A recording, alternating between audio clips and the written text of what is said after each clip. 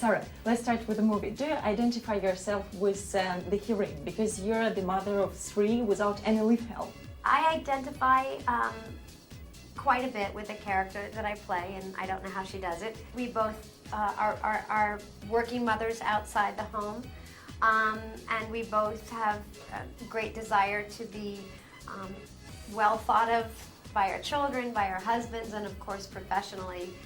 Her life in other ways is very different than my own. She's led a much more conventional life than I have, and she works in an environment which is typically very male-oriented, and that changes how she feels she can comfortably behave.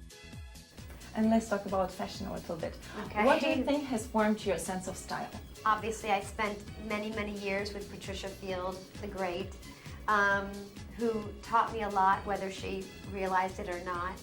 Being in her company is like a great master class in fashion, and also the history of fashion and context and references.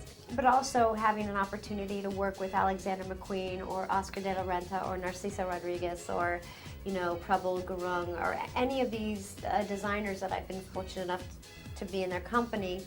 Sarah, and do you still think it is better to postpone the 3rd part of Sex and the City? It's not about postponing, it's about whether and if we ever do it, really. And for the time being, it's not in our near future, perhaps in the distant future, who knows? 5-6 years? Even more?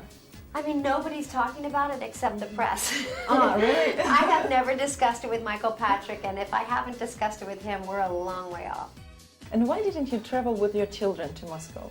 Or was it because we're only here for a day and a half or 2 days, and then we go to UK for 2 days, and then Berlin, and it's a lot to ask of my children, and I would be working the whole time. But we'll come to Moscow with my family when we can really spend time and really visit and go to places like Kiev and St. Petersburg and really explore this part of the world. It deserves a lot of attention. It's really special. I mean, we have been here for, I don't know, 12, 16 hours and are completely enchanted by Moscow, completely taken. Mm-hmm. So we'll be back. So you will return? Oh, definitely, definitely.